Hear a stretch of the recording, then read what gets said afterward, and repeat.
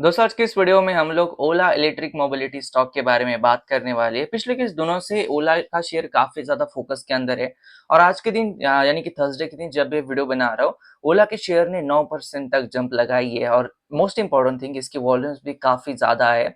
जहां तक मैं देख पा रहा हूँ यहाँ पे 36 करोड़ के आसपास इसके वॉल्यूम्स भी दिख रहे हैं। तो आज की इस वीडियो में इसके बारे में बात करेंगे और ओला में रिसेंटली इतने बड़े स्पाइक्स क्यों लग रहे हैं और ओला ओला के लिए फ्यूचर क्या रह सकता है और एज ए इन्वेस्टर आपको कौन कौन सी चीजों का ध्यान रखना है, इसके बारे में डिटेल में बात करेंगे। वीडियो को मैं स्टार्ट करूँ उससे पहले चैनल के ऊपर आप पहली बार आए हो और मुझे पहली बार देख रहे हो तो मेक श्योर कीजिए चैनल को आप सब्सक्राइब करो। यहाँ पे हम लोग स्टॉक मार्केट के रिलेटेड बहुत सारी चीजों के बारे में बात करते हैं।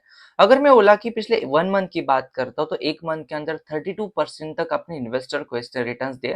हालांकि अगर आप लॉन्ग टर्म का थोड़ा चार्ट देखोगे तो एक साल में ये 57% डाउन है। अगर मैं 5 साल की बात करता हूँ तो 5 साल में 27% डाउन है। लेकिन कहीं ना कहीं पिछले 1 मंथ में काफी एक अच्छे तरीके से बूम ओला के शेयर में आ चुका है। अगर मैं फंडामेंटल्स की बात करता हूँ तो मार्केट कैप इसका 22,000 करोड़ के आसपास है, लेकिन पी रेशियो इसका -9.51 है।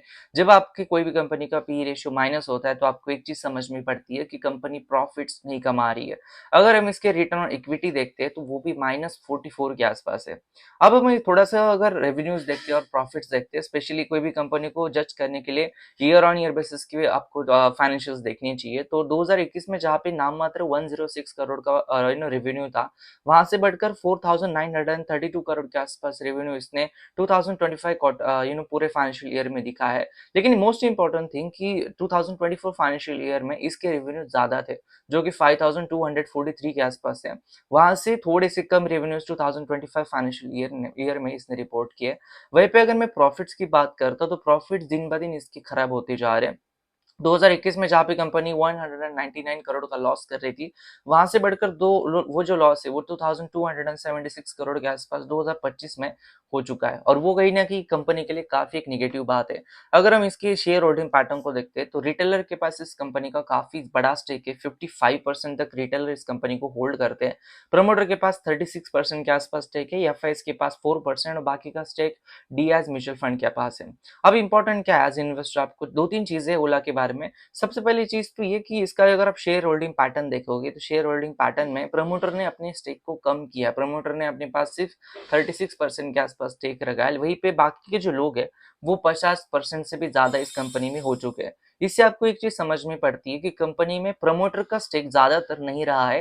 कहीं ना कहीं जो डिसीजन है या फिर कंपनी की जो अकाउंटेबिलिटी है वो अदर इन्वेस्टर के पास जा रही है, जो कि कोई भी कंपनी के लिए थोड़ी सी नेगेटिव बात होती है। बिकॉज कंपनी के जो मालिक होती है, जो प्रमोटर होती है, वो उस कंपनी के सबसे अच्छे एनालिस्ट होते हैं। चाहे ब्रोकरेज हाउस कितने भी बाय और सेल कॉल दे कोई भी स्टॉक के ऊपर, लेकिन जो प्रमोटर्स होती है उनको अगर अपनी कंपनी के ऊपर विश्वास है तो ऑब्वियसली कंपनी आगे जाकर अच्छा काम करती है और उनका स्टेक कंपनी में कितना रहता है इसके ऊपर काफी ज्यादा चीजें डिपेंड करती है। वो आपको एक कॉन्फिडेंस भी बताता है कि क्या प्रमोटर यहाँ से भागना चाहता है या फिर प्रमोटर जो है कंपनी को सुधारना चाहता है।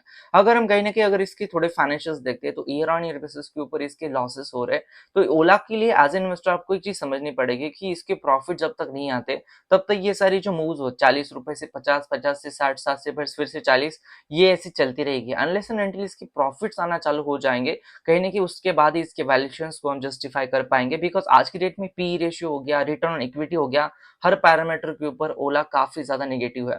अगर हम थोड़े से इसके फ्यूचर प्रोस्पेक्ट्स के बारे में बात करते हैं या फिर पिछले 1 मंथ में क्यों ऐसा हो रहा है कि इसने अपने इन्वेस्टर के पैसे फिर से बनाना चालू कर दिए या फिर 1 मंथ के अंदर 32% तक रिटर्न दिए, इसका सबसे अच्छा रीजन था कि इंडिपेंडेंस डे के दिन हमारे जो इंडिया के प्राइम मिनिस्टर नरेंद्र मोदी जी, इन्होंने ऑटो इंडस्ट्री के लिए जिस तरीके से रिफॉर्म्स की अनाउंसमेंट की थी और जीएसटी स्लैब्स को निकालने की जिसके बारे में डिस्कशन किया था, उसके बाद एक तरीके से ऐसा बोलने लगे कि आने वाले दिनों में जो कंजम्पशन सेक्टर है इसके अंदर कहीं ना कहीं थोड़ा सा बूम आ सकता है। और यही रीजन है कि पिछले 15 दिनों में ऑटो की जितने सारे स्टॉक्स है, ऑटो एंसिलरीज वाले स्टॉक्स हो गया या फिर टीवीएस मोटर्स हो गया या फिर ये ओला जैसे स्टॉक हो गया, सारे के सारे स्टॉक कहीं ना कहीं थोड़े से रैलीज लगा रहे हैं। अब इस जीएसटी स्लैब्स का किन स्टॉक्स को फायदा होगा, किन स्टॉक्स को नुकसान होगा, ये तो आने वाले दिनों में देखने वाली बात होगी। लेकिन एज एन इन्वेस्टर आपको सिर्फ प्राइस को अगर आप ट्रेड कर रहे हो तो आपको थोड़ा सा कॉशियस रहना चाहिए। और एक बात समझो दोस्तों कि कोई भी कंपनी के लिए उसके प्रमोटर सबसे बड़े एनालिस्ट होते हैं। प्रमोटर का कॉन्फिडेंस और प्रमोटर का स्टेक आपको कंपनी के बारे में बहुत सारी चीजें बता देता है। ये था आज का वीडियो। वीडियो को कमेंट करो उससे पहले चैनल को सब्सक्राइब कर देना, वीडियो को लाइक कर देना। धन्यवाद दोस्तों ये वीडियो देखने के लिए, धन्यवाद।